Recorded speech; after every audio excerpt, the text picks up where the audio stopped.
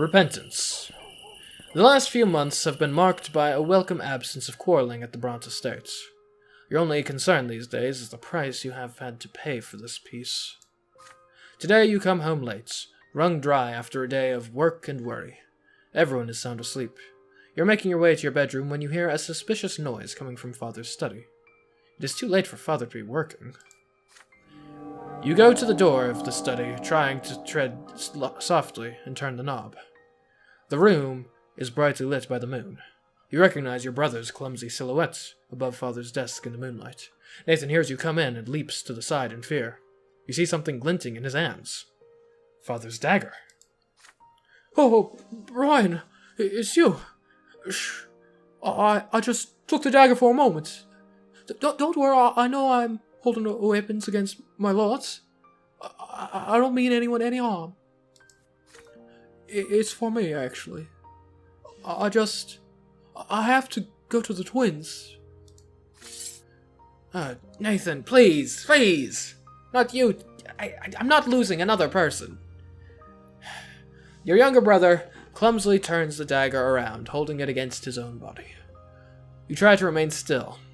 Nathan wants to take one of his own lives. But why? I'm not even sure how to say it, brother. I can't find a place in this world. I'm always an outsider, always a waste of space. Isn't there some place for me in the twins' design? I can't stop thinking about it. I've been trying to understand them for so long. How am I supposed to live in their world? What's my place in their great plan? But I've only made things worse. I meddled with the mark insect, defied and rejected my lot, indulged in vice, but I found nothing there. The old faith, the new faith, Father Mark's heresy.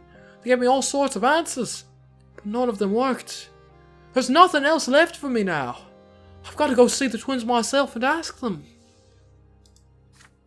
I know I'm an affront to their plan, just because I'm alive, but I'll repent. I'll pray for their forgiveness. But the twins never forgive, you tell Nathan softly. They never have, and they never will. You'll be judged in the hereafter for every false step you take. Your younger brother sighs heavily. I know. Mother taught us that all our lives. But I still have to try. There's no other way. One of my lives isn't too big a price if it works. Can't find a use for them anyway. See you soon, brother. I hope I'll be different when I come back. A cloud passes over the moon. Father's study grows dark, illuminated only by the shining light of the distant pillar. Nathan's body contorts awkwardly. He raises the dagger, aiming it at his own heart. Well, we can't call Mother because she's dead. Like I said, I can not stop him. Or I can protect him.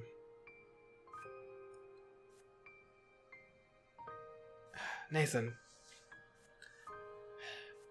Look, I know, and heck, I think I've made jokes about it in this very series, but I know that your life is a bit of a wreck right now, buddy. I understand that you're in a bad place, and it seems like no matter where you turn, you can't seem to climb your way out. But this is not the answer. Please, Nathan. Don't do this. I'm going to protect my brother here.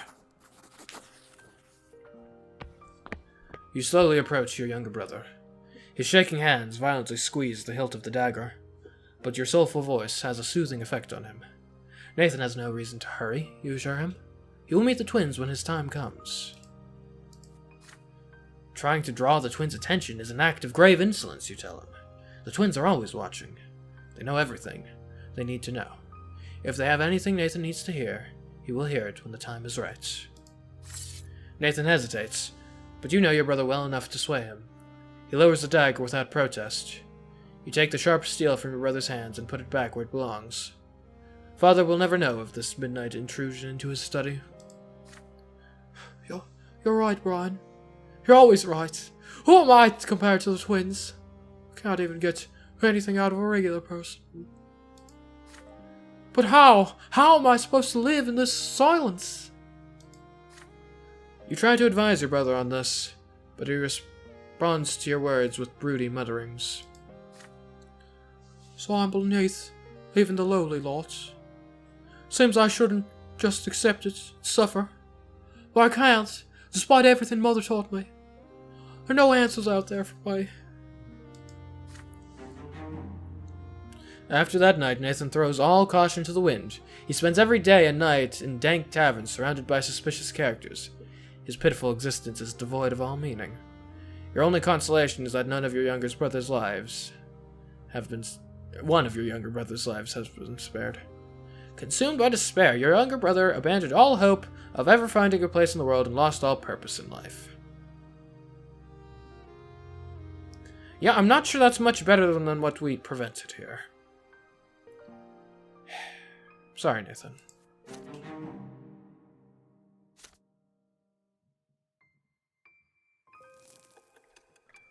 $11:45.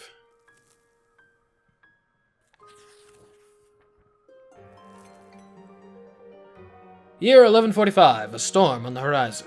For over a year now, Inazote has been steadily simmering with unrest, like a soup pot over a well-stoked flame. Commoners flock to the squares in droves. The mobs grow bolder, demanding new freedoms and protection under the law. The last-straw insurgents commit brazen acts, hoping to overthrow the authorities. The noble gentry insisted that every mob be dispersed by force. They are ready to fight for their ancient privilege, sword in hand. In spite of this enormous pressure, Overseer Gaius Tempest remains highly reluctant to allow any bloodshed. But the common people are already too desperate. Even the age-old fear of the nobility's might is barely enough to keep them in check. More and more people are rejecting the lots and converting to the new faith, not to mention other, stranger, more esoteric teachings and beliefs. New secret societies and clandestine gatherings appear every day. Printed pamphlets litter the streets. Yet no one is rushing to subdue the citizens or punish the city. For now. Father Leonard has transformed the Temple of the Silver Tree into a new believer stronghold. He's no longer afraid to break the ban on preaching the new faith. His sermons now openly challenge the old faith. It seems the Church of the Twins is unable to recognize its great mistake. The lots must be abandoned as a relic of the past. The Twins granted everyone the freedom to choose their own path in this world, and I will not stop until this freedom is recognized throughout the Empire. The next patriarch of Magra must be chosen by the parish, not the clergy. This is the will of the Twins, and it must be ours as well. Leonard intends to amend the old order of the church and become patriarch. His opponents, however, are beset by internal struggle and strife. The Inquisition is fighting a myriad of heresies, more of which appear every day. Not even the highest ranks of the faith are free from suspicion. The new faith, meanwhile, is steadily growing in numbers. People no longer fear being damned to the foot of the pillar for rejecting the divine design. The streets are restless and dangerous. Minds and souls are beset by confusion. The authorities argue and bicker among themselves. Conspiracies plague the city. Time marches on and the change is coming. It cannot be stopped. Can you find a way to guide it in the right direction? The weight of a new age now rests upon your shoulders. Yikes.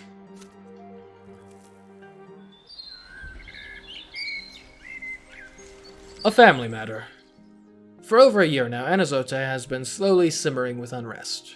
The feud between the estates, between the old faith and the new, between the law of the empire and noble traditions. Tensions are at an all-time high, waiting for the slightest spark to catch fire and burn. Even your family's affair has been affected by the growing unrest. It is during these troubled times that the future of your family will be decided. Father shakes you awake early in the morning. He's excited, clutching a letter bearing the imperial seal of the Tempest dynasty. Wake up, son. Come to the sitting room. A letter has come from Overseer Gaius Tempest. He gingerly breaks the seal and unfolds the missive. To the Honorable Brante family, I, Gaius of the Tempest dynasty, Overseer of the province of Magra, have given due consideration to your petition to have your bloodline ennobled by the sword.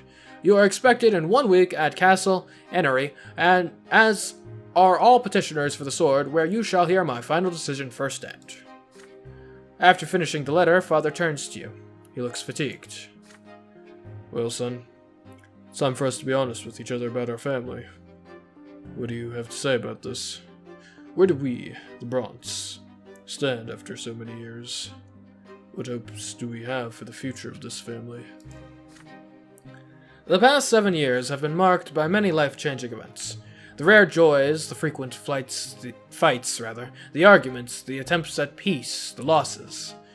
Sometimes you have managed to change their minds, and sometimes you have not, but your decisions have made you realize what matters most to you.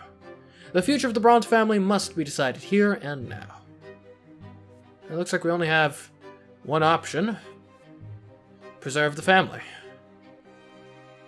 Gregor's not gonna like that, but he's dead anyway, so I don't see why that matters. And we get a bit of willpower. Yay.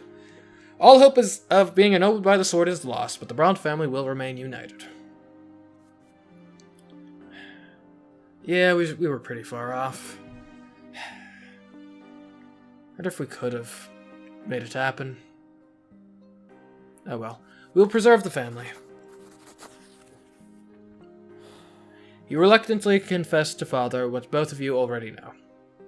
It is clear what Gaius Tempest's decision will be.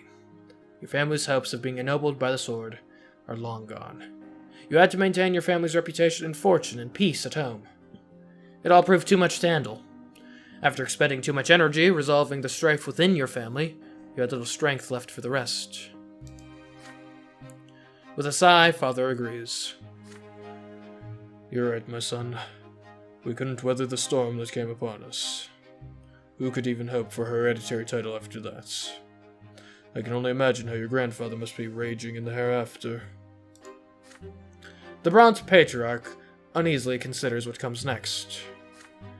But our family is still together, still whole. Pains me to think that there are so many losses that could have been prevented. I must confess, at one point I even feared there might be nothing of us left. But we are still a family. Very well. We will abandon the pursuit of the nobility of the sword for our descendants and tend to the Brante family itself. Nathan peeks into the sitting room. His hair is tousled. Father? Brian? What happened? Nothing, Nathan. Life goes on. That's all. Your weary father embraces his two sons. The last of the embers that were once the letter from Gaius Tempest smolder away in the fireplace. It was almost too much to bear, but your family ties have been preserved. The Bronte family will live on. Okay.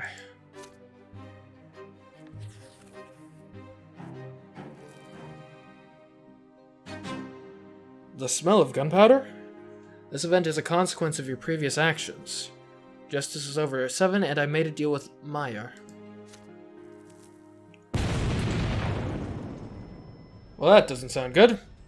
All of Anazote has been rocked by a gunpowder explosion. Its victims were Legion officers in charge of a punitive battalion. For some years now, they have been using force to collect the Archduke's tax from villages that refused to pay. The common folk remember their cruelty well. Now the tables have turned.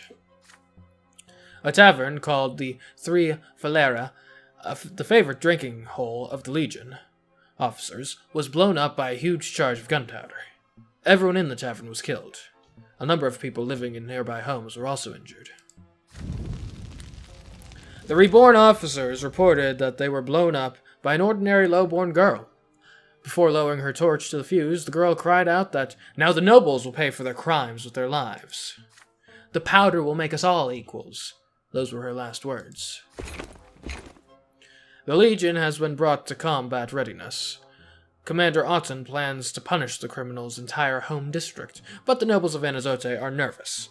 No military training, no armor can protect them from a sudden gunpowder explosion.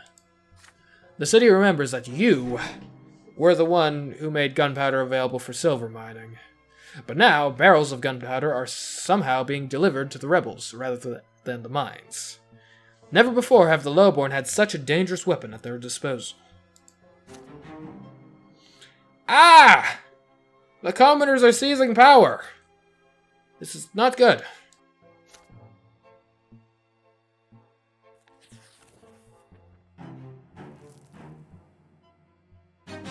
Prisoners. This event is a consequence of your actions. Justice over 8. Oh, great.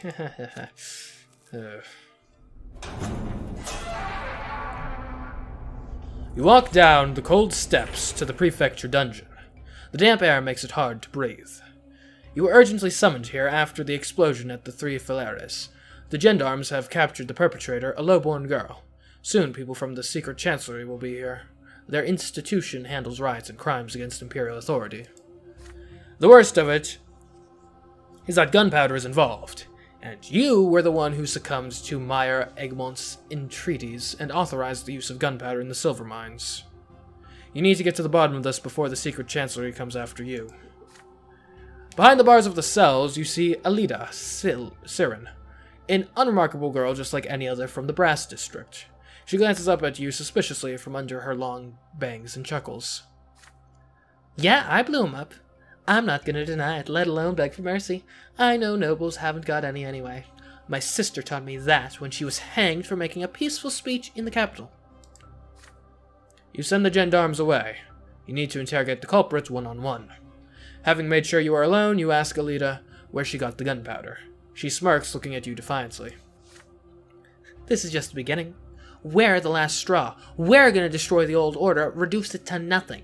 We've got weapons, we've got gunpowder. We aren't helpless anymore. You're interrupted by loud footsteps down the hall, accompanied by angry shouts. You have to hold your tongue.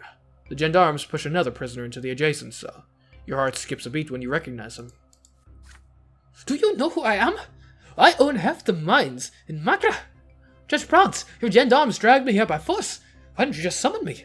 I'd have come of my own free will. The gendarmes unceremoniously lock the industrialist in the cell and report to you. This commoner is suspected of transferring gunpowder to the rebels. You once again command the gendarmes to leave you alone with the conspirators. They lock the cells securely before leaving. You, Egmont, and the rebel, Alida, are alone in the cold semi-darkness. Egmont clutches the bars anxiously. Now I see. I'm accused of orchestrating the explosion at the Three Filares. Come closer, Brante. Your life is in as much peril as mine. You take a step forward, approaching the bars. You feel the imprisoned industrialist's heavy breath on your face. I'll cut right to the chase, Brante. Yes, with your help, we put gunpowder to good use. We used it for a great cause, fighting for the rights of the lowborn. I armed the soldiers of the last straw and am forming my own militia. The gunpowder finally forced the nobles to take us seriously. But I'm not a madman. I'm not a butcher. The explosion in the tavern was just a way to demonstrate what we're capable of, in case the Empire doesn't make any concessions. We're no longer just rabble that can be ordered about, and we achieved that in no small part thanks to your help, Judge Brante. Now the nobles will see that if they don't give us rights, we'll have to take them by force. You look at the wealthy commoner in consternation. So you have unwittingly become part of this conspiracy. Yes, I concealed some parts of my plan from you, but it was safer for you that way. You continued your work as a judge, and you fight for justice, while we did our part. I just wish the last straw had worked a little more cleanly. You demand that Egmont tell you the nature of his connection to the last straw. We made an alliance. The last straw are relentless fighters, like this young lady here, and it's wonderful that there are people who are willing to make sacrifices for the greater good. Sadly, sometimes they leave too many clues behind. Our cause is just. Egmont casts a disapproving sidelong glance at the rebel girl. Then he leans in even closer and continues quietly. But explosions and bloodshed aren't my goal. I'm going to make Anazote the first city in the Empire where all citizens have equal rights, no matter what estate they're born into or what lot they have. Isn't that what you've been struggling to achieve all along, Brante? Do you think this is just some fantasy? We're one step away from taking power in the city and imposing our conditions on the Overseer and the Archduke. Time is running out. Soon the secret chancellery will take us, and then our cause is doomed. Unfortunately, you'll go down with us, my friend. We're in this together since you gave us the gunpowder. Let's not let that happen.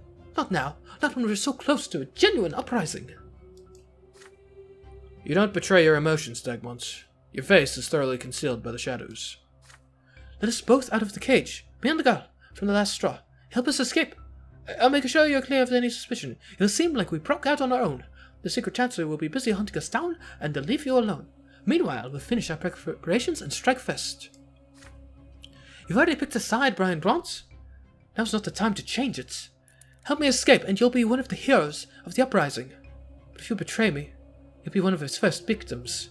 Hurry! Okay, well then. Well.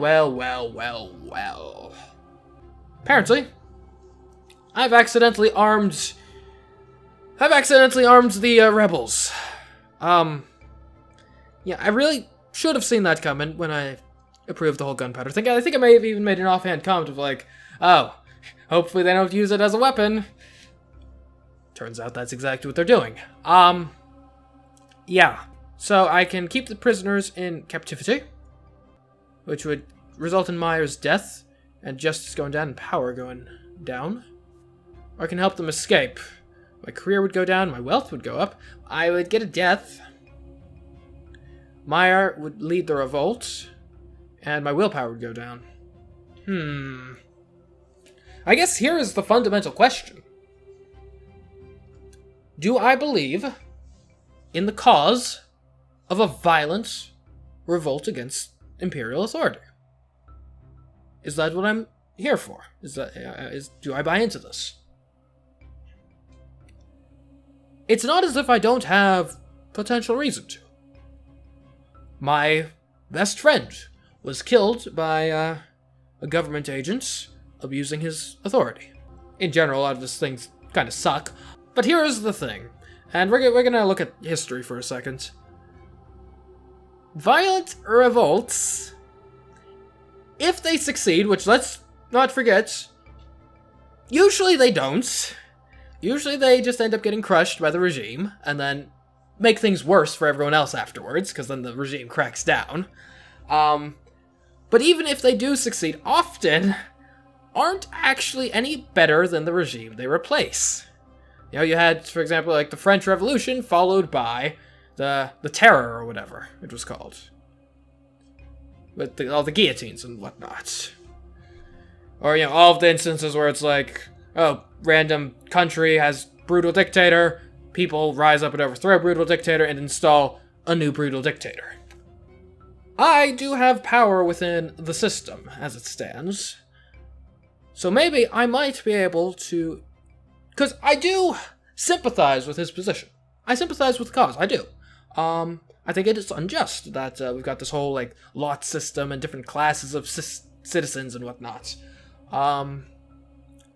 However, is a violent revolt what's going to do that? Or is that just going to tear the country apart and cause suffering for all? Is the gentle guiding hand of, you know, gentle reforms the way to go? And then from the personal perspective, because, you know, as much as we may all want to believe ourselves to be, you know, pure people who fight for our ideals and whatnot, you gotta look out for yourself to some extent as well. And here's the fact of the matter. Status quo is fine for me, because I am one of the nobles. Yeah, I mean, that's a bit of a cynical way and kind of cold way of putting it, but, you know, I don't have much need to revolt, because the system as it is works fine for me. So I've got everything to lose in helping them escape. And honestly, not much to gain, because if it works, then now I don't get special noble privileges anymore, so it's really just purely ideological. That, or if I do think that the tides are in their favor, and in the long term this is what's going to prevail, then it could be a way to, you know, preserve myself. With this, I uphold the status quo. I keep working within the system to, you know, make justice reign. And let's not forget, I'm not some sort of shill that's like, oh yeah, go abuses of the government. I've stuck up for quite a few of the little guys, the commoners, in my cases. But that's where I do it, in my cases. Through the channels of the law. Through the systems in place to affect things. And quite frankly, that is where I am going to continue in my role. I'm not a revolutionary. I'm a reformer. I'm sorry, Mayor, but that's something you really should have understood before you tried to recruit me to get you weapons under false pretenses.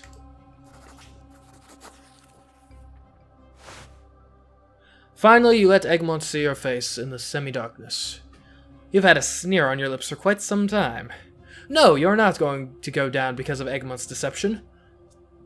You have your own plans in that regard. It's too late. You cannot stop it, Brante. You fool. The uprising will make mincemeat of you. If you don't come to your senses, history will be on our side. Not listening to him, you turn around and swiftly go upstairs. Egmont's threats die out in the darkness. Doing your best to look composed, you walk up the stairs and announce that the interrogation is over. It is time to hand the prisoners over to the secret chancellery. Afterwards, you lock yourself in your office and go through all your papers in search of any evidence that could link you to Egmont.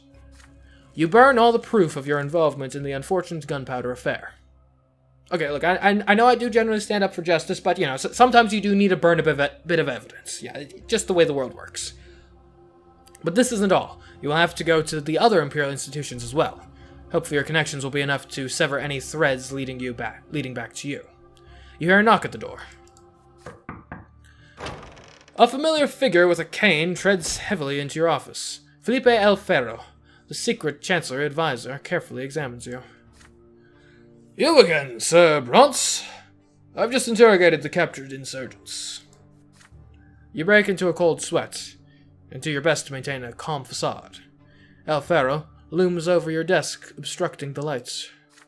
So, there is no doubt that the explosion was the handiwork not only of the last straw, but also of Mayor Egmont, who you know well. I was particularly curious to find out who was responsible for authorizing the use of gunpowder in his mines. He named you. The advisor pauses and observes you. You look back at Sir Philippe, dispassionately. The storm that is raging inside you must be contained. Suddenly, Philippe beams at you and shrugs. But I'd never take a commoner's word over that of a nobleman. And you are a true nobleman, aren't you, Brante? You lower your head modestly. So I thought the noble lot is not an easy one. Even the best of us make mistakes sometimes. But this is where a noble education comes into play. We nobles know how to fix our mistakes. You explain gravely that you had no idea that allowing the use of gunpowder in the mines would lead to this. You only wanted to ensure the prosperity of the province. I've no doubt about that. That's why you're going to do me a favor, for the sake of our province. Over the last few years, you've worked hard to satisfy the claims and pleas of commoners, but do you know how many insurgents could have been among them? The Secret Chancellery will review these cases. I hope you do not mind if I take over your office for a while. You'll need it for the time being. By my authority, I hereby declare a state of emergency in the prefecture. It will remain in effect until we have dealt with the threat of an uprising. You may go now, take a break, and don't get involved. We'll call for you when we need you again. El Ferro installs himself in your chair and promptly begins going through your papers. He is no longer paying attention to you. You have no choice. You vacate your own office. Back home, you collapse into bed and sleep for a long time. Mayor Egmont is hanged before a huge crowd. The execution of a prominent advocate for commoners' rights infuriates them, but they are too frightened to take up arms. In addition, many say that Egmont only desired more power and profit for himself, not protection for the poor. Egmont's body is left hanging in the square in front of City Hall for a long time, as a reminder of the fate awaiting anyone who attempts to defy the imperial order. You spend the next month at home. The explosion allowed the Secret Chancellery to obtain special authority for the purpose of defeating the rebels. The gates of Anazote are locked. Citizens are commanded to not leave their homes without a good reason. The gendarmes, transferred temporarily under the command of the Secret Chancellery, prowl the streets of the city, searching houses and arresting suspicious individuals. The people they arrest usually disappear without a trace. Finally, a month later, the Secret Chancellery declares that the threat of rebellion has been eliminated. The gendarmes return to the Elborn's command. For the first time in a long while, you go to the prefecture. Your office has hardly changed, although it is clear that it has been used daily. The inkwell is all but empty. A number of documents concerning your old cases have vanished from the drawers. You see small spots of dried blood on the carpets. Oh.